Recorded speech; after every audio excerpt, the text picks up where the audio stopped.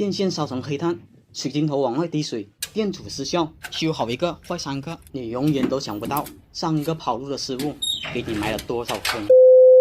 这期要维修的别墅总共有4层，每层部有2个监控，楼上和楼下之间的楼梯口也相继有一个。就在几个月前，安装师傅跑路了，留下了一堆的奇葩线路，导致监控坏了几个月都没人来修，于是就找到了我这个倒霉蛋。让我们看看之前跑路的师傅给我留了多少坑吧。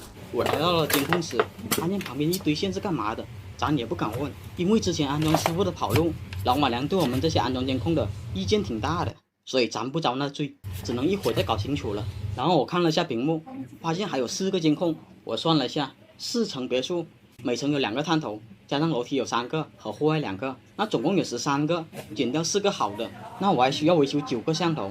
于是我就开始捋清楚这些线路都是做什么的。首先这蓝色线真长的离谱，我当时整了半天，愣是不知道它是干嘛的。我整到后面才发现，它2头都是通向墙壁里头的，所以我就放弃了这条线。然后我注意到了这个电源，这种电源都是负责监控的。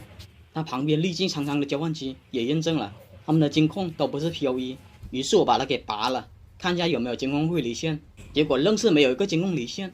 那这个设备也只能放在一边了。我又把目标标整了交换机，交换机总共有6条线，但是亮灯的只有3条。好在之前的师傅天地良心，3条亮灯的线居然还有标签，1号口的网线写的录像机，2号口写的8个监控，至于剩下那条写的监控外网。于是我把不亮的网线都通通拔了，看来剩下的监控就在这4条网线的另头了。我打算上2楼看一下，结果在1楼楼梯口就发现了这上面一闪一闪的，没准有交换机呢。我打算爬上去一看究竟。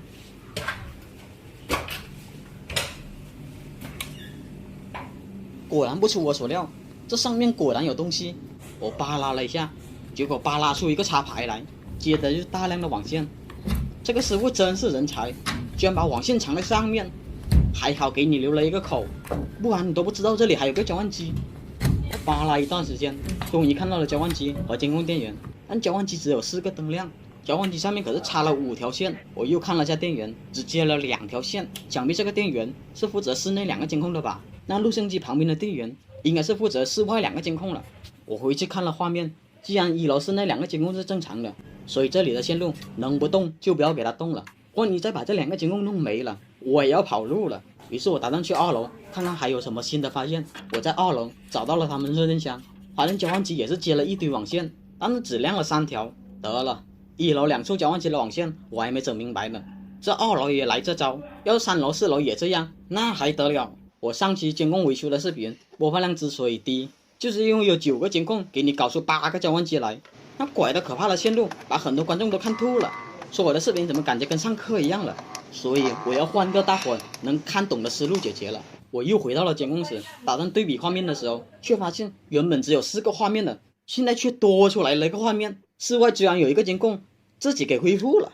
还有这种好事，那就先不管这个了，我再看看另一个监控怎么回事吧。我找到了这个监控，爬上去发现线被一圈圈的胶布给缠住了，于是我只能慢慢解开胶布，却发现了不得了的事。上期师傅真是一高子胆大啊，水晶头真的被他弄成水晶头了，这还往外滴水呢，难怪会跑路，把监控装成这样的，在行业里面也是少见中的少见了。这摄像头算是废了。我把这情况告诉了老板娘，打算让老板娘换台新的摄像头，结果老板娘回了一句不换，就摆平了所有。算了，接下来我们去第2个监控损坏的地方看看到底是怎么回事吧。这个监控在1楼通往2楼的楼梯中间，我上去一看，我操，线都烧成这样了，他不是上个师傅给他接220伏电吧？看来我得注意着点了，到时候真的被同行给送走了，就亏大发了。那这个摄像头也修不了了。接着我去了2楼，2楼2个监控画面都丢失了，于是我爬了上去，用手盖住它，如果它通电的话，它会亮红外的。结果我盖了半天，它愣是没有亮，于是我只能去第2个监控看一下了。结果第2个也没有开红外，看来2楼是电源出了故障。我用电笔试了下电源，确实是坏了，那只能给它更换一个电源了。但是在换电源之前，我得断电，小胡我可不敢带电作业。我看到这电源是从上传下来的，于是我只能上去看了。我打开了3楼的热电箱，发现有3个插头，这米白色的插头是监控电源的，这黑色插头是给交换机的，那只能是这个插头了。我把它给拔了，去2楼看了一下，没想到居然还是有220伏电，看来2楼电源不在3楼，如果再往上的话，只能是4楼了。于是我上了4楼，把总电闸给拔了，再去2楼测了下，虽说没有220伏电了，但是我不管怎么测，还是有12伏电。小胡不太懂强电，哪个电工师傅出来解释一下这是什么原理？不过最后还是有惊无险，给他换上了电源。然后我去4楼再把电给插上，2楼的摄像头总算是亮了。我再去看另一个摄像头，红外灯也是亮的。那现在楼下应该有7个画面了吧？让我没想到的是，我来到1楼，打算看看有没有7个画面的时候，我操，怎么只剩下3个了？我没修之前还有5个呢，这回怎么把3楼2个监控也给修没了？我就只是修2楼2个监控啊，3楼我可啥都没动哦。一想到这个老板娘，这下想不跑路都不行了。正当我要跑路的时候，想想粉丝们一个，于是我又回来了。我今天必须把它故障原因给找出来。3楼的监控丢失原因我暂时不管了。话说我2楼已经修好了2个监控，怎么还是没有信号？于是我打算用电脑接上交换机，用软件扫一遍，看下能不能扫到录像机。结果发现，别说扫录像机了，就连我点亮了那2个摄像头都没有扫到。这是什么情况？直到我后面才发现，原来摄像头还不是海康的，难怪这软件扫不出来。上个师傅真是坑到家了。但是2楼必须要扫到录像机才行，不然2楼的信号怎么传到录像机那边？于是我看了下交换机，发现5号口不亮，想必它就是主线了吧？但是我看了下，它怎么是往上走的？主线应该往下走才对。于是我往下看了下，发现有2条蓝色线上来，我发现有一条没有水银头，另一条是有水银头的，但是它是没有接到交换机上的。于是我就把它接到了交换机上，却发现它闪得厉害，我以为出现了环路，我就把它接到我电脑上试了下，却发现我电脑可以上网不说，还能扫到录像机。原来这条线就是主线，它为什么也没有接到交换机上？它之前是接到交换机上的，由于这个水银头没有卡扣的原因，被我无意间弄掉了。我当时也没有发现，我回去看素材的时候才发现的。我把主线接回交换机后，下楼一看，没想到3楼的画面也自己好了。原来3楼的线是接到2楼交换机上，2楼主线断了，3楼也会跟着一起断。但是2楼怎么还有个监控一直迟迟没有出来？它明明是通电的。我爬上去看了一下，发现网线居然没有闪烁。我当时以为是网线出了问题，我打算用寻迹仪找一下线的时候，这让我想起来了，我刚才拔掉了5号口的网线。于是我就把它接到了交换机上，然后再去监控那边看一下，结果数据灯还是不亮。这时候我只能用寻迹仪来找线了。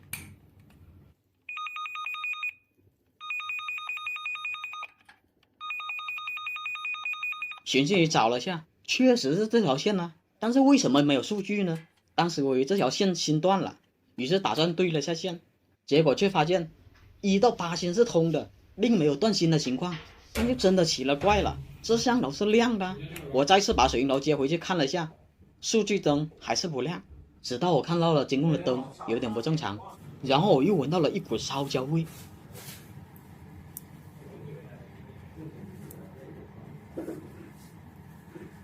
我操！这线居然烧成这样了，难怪不通。烧成这样，监控红外还亮着，真是奇迹了。这可是第3个监控烧坏了。1到3楼总共有10个摄像头，亮了7个，坏了3个。那4楼剩下3个摄像头，又会给我带来什么样的惊喜呢？我来到了4楼，打开了热音箱，终于迎来了那师傅给我留下的最后的礼物。发生了什么我就不播了，大伙看电笔吧。这电容都膨胀成这样了，难怪摸的手会麻麻的。尽管我做足了准备，还是被算计到了。最后4楼的3个摄像头维修过程实在是太痛苦了，连拍摄设备都罢工了。反正我是一路哭着把剩下的监控给维修完的。这期就给大伙演示下，我在不需要任何巡线设备的情况下，如何弄清楚这里每一条网线是做什么的，然后又如何通过层层的推理来还原他们监控故障的原因，直到把每一个角落的监控给恢复正常的。我先带大伙了解一下这里的环境。这里是西区，这里总共有4个监控，我对面左边和右边分别有1个，剩下2个分别在我的右边和左边。这里是 B 区，属于休息区，目前只有2个监控。然后接着是 A 区了，分别有3个监控，我把他们的布局给画了出来。监控室在 B 区隔出来的一个办公室里面， A 区有2处地方有交换机， B 区的交换机在这个位置，则西区的交换机在这里。好了，正片开始了。我在监控室先尝试一下，看下能不能收到摄像头。这个版本在不删通道的情况下是可以收到摄像头的。结果收了半天，愣是1个摄像头都收不到。那我就知道他们的监控故障属于线路故障了。我打算顺着录像机的网线下手，看下它是接到哪个设备上的。结果顺着网线，却发现它是接到墙里面的。这样的话，监控室的线索就断了。那我先从监控最多的西区开始下手吧。我来到了西区，发现这里有3个交换机。这黑色交换机和这蓝色交换机是干嘛的？我目前不清楚。但是这个白色的交换机，我一眼就看出来是干嘛的。因为这网线有4芯是接旁边的电源的，这些电源正好是监控常用的电源，所以这白色的交换机4条线应该是监控线了。那这里面肯定有条网线是负责把画面传输到 B 区的监控室的。我现在要做的是在这堆网线中把它给找出来。我查了下这灰色线，发现它是接到这个黑色交换机上的。由于这个黑色交换机上面的线有点多，那我先搞清楚另一条线是干嘛的。我顺着这黑色线发现，原来是接到电脑上的。那这黑色线就被排除了。既然这灰色线是接到这个黑色交换机上的，那这黑色交换机上的线肯定有一条是负责把画面传输到监控室的。于是我又得搞清楚这黑色交换机上面的线都是负责什么的。我发现有一条黄色线没亮，于是我就顺着它发现另头没有接，那这条线就被排除了。接下来看第2条黄色线是干嘛的了。我顺着网线发现它是接到这个蓝色交换机上的，这下麻烦了。要是这4个监控的主线在这个蓝色交换机上，在不用设备的情况下，我排查的难度就大了不少。于是我换了个推断思路，既然监控室只有1条网线，那这里的主线肯定没有直接通向监控室。如果通向监控室了，那其他的摄像头就没有存在的意义了。所以我判断这里的网线应该是通向某个区域的，再转到监控室的。而且我在这里还可能会收到其他区域的摄像头。于是我打开了电脑，我把网线接到这个白色交换机上，然后打开软件扫了一遍，居然扫出7个摄像头出来。果然和我猜的一样，这个西区和其他区域的摄像头是互通的，那就好办了。目前我不知道这条线在哪个交换机上，所以我要把连接黑色和蓝色交换机的线给拔了，挨个排查。我断开它们连接后，发现还是可以收到7个摄像头的。那这蓝色交换机上面的全部线就被排除了。原来传输线在这个黑色交换机上，这蓝色交换机没有一条线是负责监控的。至于黑色交换机，其他线都被排除完了，那只能是这条蓝色线了。我插上了电脑，电脑果然扫到了3个摄像头。既然这蓝色线能扫出3个摄像头，那很大概率是通向 A 区的，因为 A 区正好有3个监控。于是我记得这网线的颜色，然后打算去 A 区看一下。我来到了 A 区，在交换机上果然发现有一条同样颜色的网线。为了验证我的猜测，我再回到 C 区把这条网线给拔了。要是 A 区那条网线灯灭了，那就是这条网线了。大伙看见没有？灯果然灭了。于是我就把它接了回去。这样 A 区交换机的线路我大概也搞明白了。1号口是接到路由器上的，2号口是通往西区的。至于剩下2条线，5号口不亮了，那4号口肯定是负责3个监控的。于是我用电脑接上去验证了下，果然扫到了那3个监控。至于这4根线是通向哪的，之前我过来维修过网络，所以我知道它是通向一个柜子里面的。我打开了柜子，这2个交换机就在我面前。问题来了，是这个黑色交换机负责 A 区的3个监控，还是这白色交换机负责呢？我用同样的方法断开了这2个交换机的连接。我让电脑先扫一遍白色交换机，结果1台摄像头都没有扫到，那这白色交换机就被排除掉了。原来3个监控是接到这个黑色交换机上的。现在还剩下1条蓝色线和灰色线，我没搞明白。幸运的是，我抬头看了一下，有一条灰色线是接到路由器上的，于是我把它给拔了。结果这灰色的灯灭了，那这条灰色线也被我排除了。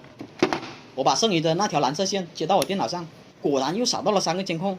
那这条线另一头肯定还有个交换机，我没有猜错的话，这个交换机应该藏在吊顶里面，因为这监控和西区一样需要这种电源的。但是整个 A 区我都没有找到，算了，既然它是正常的，那就不用管了。我们把线给接回去吧。西区和 A 区的线路我已经了解了，那我们去最少监控的 B 区看看线路吧。它的弱电箱藏在一个沙发后面，我把沙发挪开后，打开一看，这线路多得有点离谱。这里面有个大的交换机和一个小的交换机，我把小交换机拿出来看了一下，居然还是漂移的，上面4条线都显示另头接的设备。这4条线又是干嘛的？我目前不清楚，那先不管了，我得搞清楚上面那个大的交换机是干嘛的。幸运的是，我看交换机上面的灯只有1条是亮的，看来这个弱电箱是被废弃的。我拔了它1号口的线，发现这个小交换机的3号口不亮了。原来这个大交换机的1号口是连接在这个小交换机上的。经验告诉我，这个小交换机很可能是负责 B 区的这2个监控的。我怕 POE 烧我电脑，于是我拔了这个小交换机的上连口的线，我电脑插上了上连口，然后接上去用电脑扫了一遍，果然扫到了2个摄像头，原来 B 区的2个摄像头信号是传到这里了。经验告诉我，刚才接上领口的线很大概率是通向监控室的，于是我就把这条线接到我电脑上。当我看到 NVR 的时候，监控室的线果然是通向这里的，那这里肯定有一条线通向 C 区或者 A 区才对啊。但是这个小交换机的网线被我排查完毕了，那极有可能那条线是接到这个大交换机上的，但是这么多条线又是哪一条呢？我看到了这条网线和其他网线颜色不同，于是我去 A 区和 C 区找一下有没有这条网线的颜色。运气挺好的，一来到 A 区发现确实找到一条颜色相同却没有接任何设备的网线。为了省时间，我这里用设备验证了一下，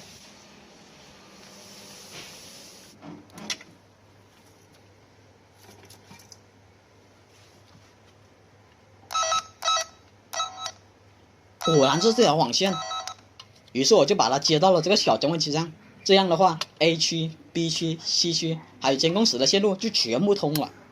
于是我去监控室看一下能不能收到那9个摄像头。我输入完了密码，点击摄像头，选择设备搜索，9个摄像头果然全部被收到了。接下来我再捋一遍他们的线路给大伙听一下吧。先从 C 区开始讲， C 区的4条监控线是接到了这个白色交换机上，然后又通过这灰色线把画面传到了这个黑色交换机上，这黑色的交换机又通过蓝色线传到了 A 区的交换机上， A 区的交换机又通过灰色线把画面传输到了 B 区的这个大交换机上，这个大的交换机又通过一条灰色线传输到了这个小 PO 交换机上，最后这个小交换机再把画面传输到监控室。这线路真的拐得可怕，真的是难为之前安装的师傅了。 A 区的话，他们应该在某一个地方还有一个交换机，然后通过蓝色线传到了这个黑色交换机上，然后再通过4星线传输到了这个黑色交换机上。让我没想到的是，他们监控坏的原因还不单单是线路故障，他们监控的网络也发生了很大的变化，录像机的 IP 地址和摄像头的 IP 地址完全对不上，就算你收到了添加摄像头还是没有画面。所以我这里用软件批量的把摄像头的 IP 改成和录像机一个网段。让我没想到的是，实战中永远会遇到你想不到的困难。没错，有一半的摄像头修改 IP 失败，后面不管怎么操作都是失败的。所以我用了第2个方法修改，就是我在通道里面选择摄像头，然后通过手动修改它的地址。为了避免 IP 冲突，我还建了路由器后台，把这些 IP 地址画出 DHCP 十外面。让我想不到的是，第2个方法仅仅修改成功2个后，剩余的那2个摄像头这招就不灵了。于是我只能用第3个方法，就是进入摄像头的外部界面，在它 TCP 里面修改它的 IP 地址，最终这9个画面都连接上了。但是你以为这样就结束了吗？真实情况比我目前描述的还要麻烦。这一期是讲别墅 WiFi 的后续，不知道原因的，我这里再简单的描述一遍，就是他们的 WiFi 信号明明是满格的，但是不管用什么方法，手机就是连接不上，好不容易连接上了，信号马上就掉成了这样。网络不能用不说，不一会还给你断开了，但是断开的 WiFi 又突然满格了。在我之前已经来了好几位师傅，他们各种招数都用了个遍，依然没有解决。我当时要不是靠地下室的电视，估计我也很难找出原因来。这里我和大伙解释一下，为什么这期我迟迟没有更新。那是因为我回去看素材的时候，发现素材压根就没有拍到后续，已经完全影响视频观看体验了。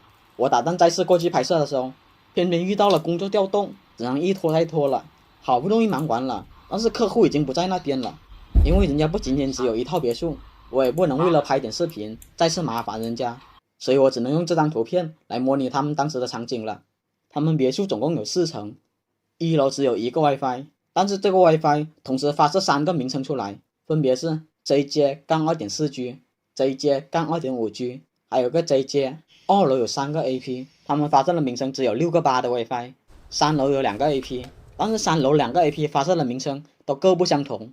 地下室也有2个 AP， 情况和3楼一样的。客户准备在1楼安装一个监控，但监控仅仅只能支持 2.4G 的频率 WiFi， 现在遇到问题就是这 2.4G WiFi 偏偏就连接不上。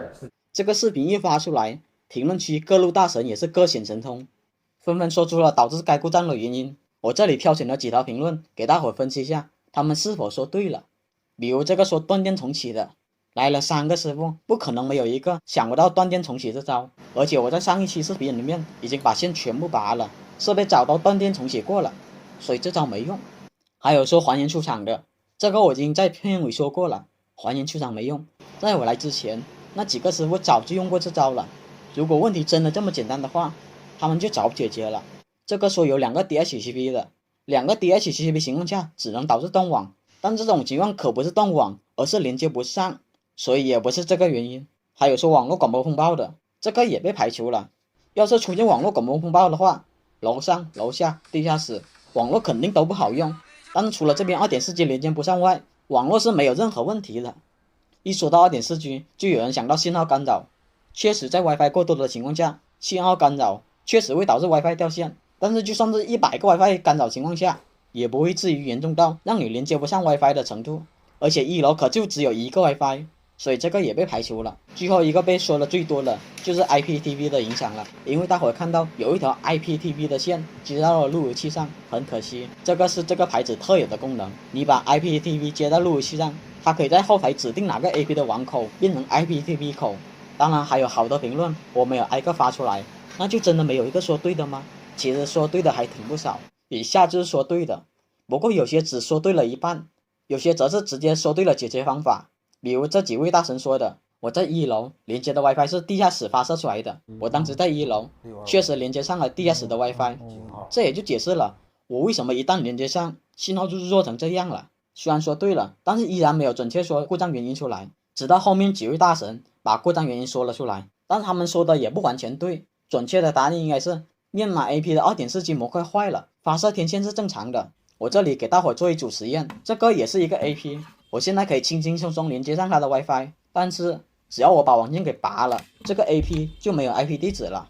这时候我手机也出现了满个信号就是怎么也连接不上的情况，正是因为这 2.4G 模块坏的原因，没有 IP 地址分配出来，天线却是好的，所以它只有信号没有 IP 的情况下，你是怎么也连接不上的。为什么这原因这么难被找到？那是我受到了太多的干扰项了。比如1楼有这个双频合一的 WiFi， 我当时连接上它是可以用的，所以就让我一直以为 2.4G 的模块是正常的，就一直觉得是不是调试方面出了问题。但是我检查了各种信道、IP、阈值等调试参数，都均为正常。当时就把我带到了死胡同里面，然后我去了2楼，之所以还没发现这个问题，那是因为前面几个师傅的神操作，非把2楼的 WiFi 都改成8个6的这个 WiFi， 而且还搞了双频合一，就是这么一改，又让我错过了发现故障的机会。然后我又去了3楼，当时我在3楼，只要连接上这 2.4G 的 WiFi 就能马上发现问题了，但偏偏3楼也有一个6个8的 WiFi， 我手机不偏不巧就默认连接上了这个 WiFi。这还没完，加上客户说了一句2、3楼的网络都很正常，他只关心1楼是怎么回事，于是我又错过了3楼的机会，导致我又回到1楼重新检查一遍。但是我检查了调试参数正常，线路正常，网络正常， AP 运行正常，5G 也正常，偏偏这 2.4G 依旧不正常。当时我也没辙了，好在有个地下室，我去到地下室看看有什么新的发现的时候，结果我发现电视连接的 WiFi 居然是 2.4G 的。那时候我马上拿出手机连接 2.4G， 发现很轻松就能连接上 2.4G 了。我马上去1楼发现 2.4G 又出现这种情况了，那时候我才确定是这个 AP 的故障。由于我被这个双频合一的 WiFi 干扰缘故，导致我一直迟迟没有发现这个问题，加上 2.4G 的模块坏的概率真的是少见中的少见，这怕是厂家也很难遇到这种情况吧。后面我把2个 AP 的位置换了一下，问题就得到了解决。原本是很容易找到的原因，偏偏出现了这种布局，这种调试，难怪前面几个师傅都会栽跟头。要是这个电视没有连接 2.4G 的 WiFi， 我也可能栽到了这里。以后大伙遇到我这种类似情况，没准我这个视频就能给你解决思路呢。所以大伙记得